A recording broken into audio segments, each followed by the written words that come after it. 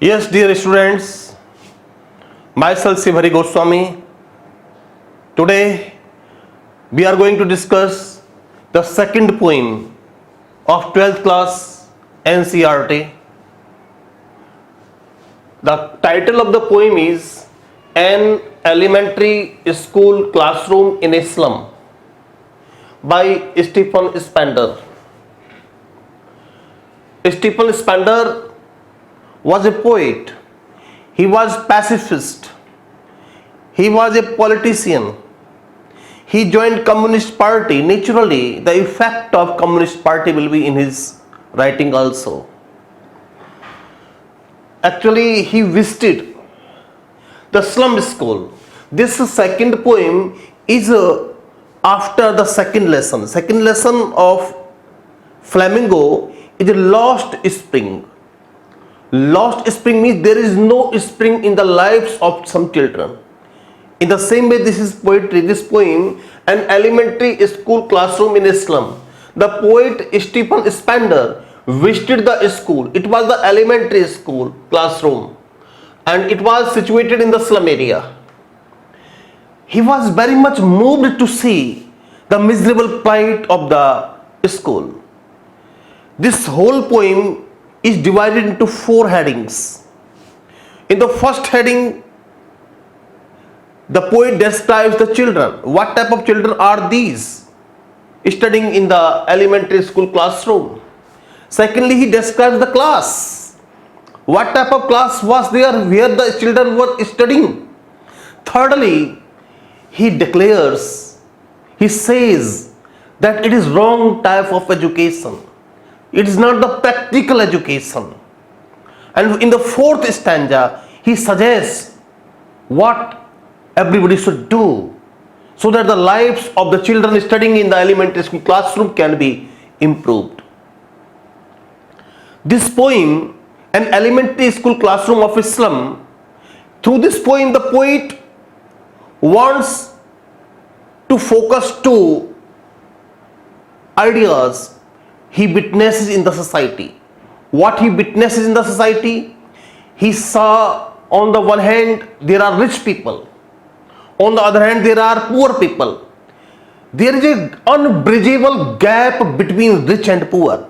Those rich who are going to be richer, and poor are going to be poorer. There is an unbridgeable gap between rich and poor. The poet wants this gap to be bridged. So he focuses in this poem class inequality and social injustice. This gap indicates what? Class inequality. There is no equality in the class. 2 sides of the class is there, rich world and poor world. 2 different worlds are there. Class inequality, and so it is social injustice. How it is justice? On the one hand, the people are well, they have no problem of any type. On the one hand, there is Ram Raj, दैहिक दैविक भौतिक तापा, राम राज नहीं काहू ही व्यापा, राम राज बैठे त्रिलोका, हर्षित भय गए सब शोका. On the one hand, this type of world having all the amenities, facilities, no problem at all. On the other hand, there is a second type of world having problem and every problem. So he focuses. Now I would like to quote a Hindi quotation. मन की हवस,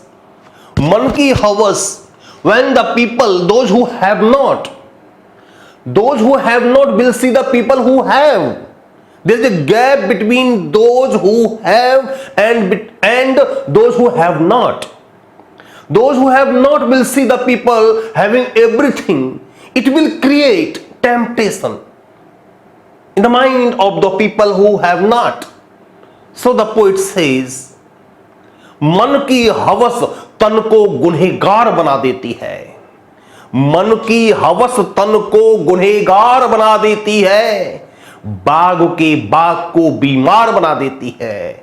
भूखे पेटों को, those who have not, भूखे पेटों को शिक्षा देने वालों, पाठ पढ़ाने वालों, भूखे पेटों को देशभक्ति का पाठ पढ़ाने वालों, भूख इंसान को गद्दार बना देती है. So the poet was very much moved to see when he visited the elementary school classroom. First of all, he saw what? Students in classroom. First stanza starts from far, far, from gusty waves up to other than this. I am reading the first stanza. The first stanza, far, far from gusty waves, these children's faces, like rootless beads, the hair torn round their pallor, the tall girl with her weighed down head, the paper seeming boy with rat's eyes, the stunted unlucky heir of twisted bones, reciting a father's gnarled disease, his lesson from his desk, at back of the thin class, of the dim class, one unnoted sweet and young, his eyes live in a dream of squirrel's game in tree room other than this. Hello everybody. So in this stanza, the condition of the children is described. Students in classroom and their condition. There were 6 students studying in the class. The poet describes. First student, he see, first of all, these students are far, far away from gusty waves. Gusty means hard blowing wind or the sea water. The children are, the lives of the children is far, far away from the natural forces. They have not witnessed natural forces. In their life, they could not see that there is a hard blowing wind and hard waves and heavy waves of the sea. High tides and low tides, they have not witnessed in their life. So their life is far, far away from the natural forces. And their faces like rootless beads. These rootless beads, kharpatwar. And the hair are on the faces of the children. The hair described as the rootless beads. Actually, their life is like the rootless beads. Bead itself is negative. Bead is not the wanted plant. A farmer tries to remove the bead because the weed is trying to destroy the crop of the farmer. There are 2 types of crop. The crop which he wants to grow and the crop which he never wants to grow. That is the weed. Kharpatwar. He tries to remove the kharpatwar. And this, not only this weed, but rootless, have no root at all. In the same way, children's lives having no root. Their life is uncertain. Nobody can predict when they will die. That is all the time associated with them. Because of their poor state, faces like rootless beads. There is no smile in the faces of the children. Very miserable. Hair torn round their pallor. Means their face were yellow. Pallor, meaning of the fire, you say. Gusty means sudden blast of wind. Pallor means paleness, yellowish. Okay, their face, having the paleness on the face. This symbolizes the big face. This symbolizes diseased face. There is no vitality on the face of the children. Pallor means yellowish, big face.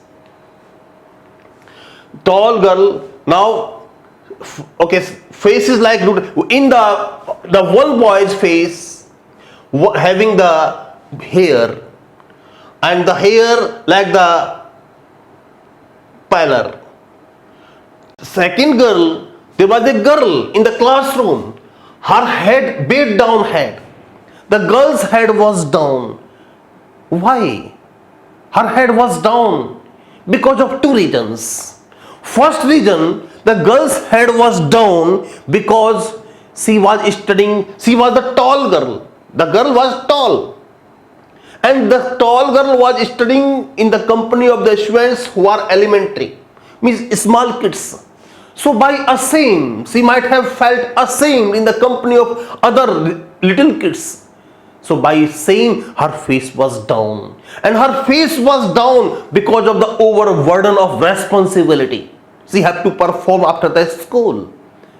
So by the burden of the weight, by the burden of the responsibility, her face was down.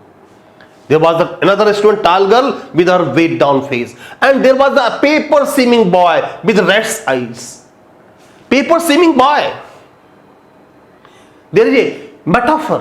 What is metaphor? Metaphor is a figure of speech in which comparison is made between two objects of different kinds without a use of words like so as. So the boy is compared with the paper. Paper means as thin that it cannot be more thin. A paper. You can see a paper. Paper. You cannot part the paper. As thin as the paper. So there is a metaphor. Paper seeming boy, and this boy is having rat's eyes. Rats means greedy eyes. Rats means hungry eyes. It means, I've already quoted. He is hungry. He demands food. But he is compelled to get education in the company of small kids. His family members might have sent him forcefully to get the education from the school, that he can be able to make a change in the plight of the house. Otherwise poverty prevails in the house. But the boy is with rat's eyes. His attention is not focused. Rat's eyes means he is looking after here and there to get something to eat. He is very hungry. Because of hunger, he is having the paper-like personality. Thin personality he is having. He is not well nourished. He is hungry. This rat's eyes means greedy eyes. Greedy eyes means chanchal eyes. Unfocused eyes. There was another boy, the stunted, unlucky heir of twisted bones. The boy had the twisted bones, defective bones. This boy, defective bones, he is unlucky because his father could not give him anything in property but gave him disease. He inherited this disease of twisted bones from his father. So that is why the boy is said to be an unlucky boy. You see the meaning. It can be checked. Because of this, his personality, his development was checked, was blocked. No more development is possible. Physical development is not there with the child. Twisted bones. A father's gnarled disease, his lesson from his desk, and he was having his lesson from the desk. He inherited his father's disease. So he has the defective bones. There was another boy in the same class, at back of the dim class, who is one unnoted sweet is among other child. The last child, described by the poet in the first stanza.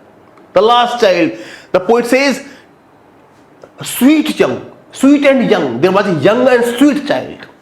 But he was unnoted. Nobody could pay attention to him because he was sitting at the last backbencher and dim class. He was unnoted because of this. And what he was doing? One unnoted means nobody was paying attention to the child. Sweet and young, the child was very sweet, very young, but still nobody was paying attention to him. His eyes in the dream of a squirrel's game in the tree. His attention was not focused on the activities of the classroom. The attention of the child who was sitting at the back of the class, there was dim light, and the attention of the child was not focused on the activities of the classroom, but his attention was focused on the tree, where the squirrel was playing. The squirrel was coming in the tree and coming out of the hole of the tree. A squirrel was in the house, in its house, in its home. And the child was taking pleasure in the game played by the squirrel. Other than this means he was cut off from the activities of the class. The activities of the class were not attractive so as to have the children focused in the study. His attention was not there. So this is education being provided to children is not a practical education, because it is not fulfilling the needs of the children. भूखे भजन न होई गोपाला, ये ले अपनी कंठी माला. They were hunger stricken. They were sitting there. Somebody told that in India, the population of India, 30% population of India gets the balanced diet. 30% population or 40% population of India gets the diet which is not the balanced diet. Remaining 30% population of India gets diet hardly once, twice or thrice a week. Hardly once a day, twice a day. So the education cannot be provided. First of all, मैं एक कहानी सुना रहा हूं. बुद्ध को तो सब जानते हैं. बुद्ध के शिष्य एक भिक्षु को लेके आए, एक व्यक्ति को लेके आए बुद्ध के पास. व्यक्ति भिक्षा मांग रहा था, खाने को मांग रहा था, भूखा था.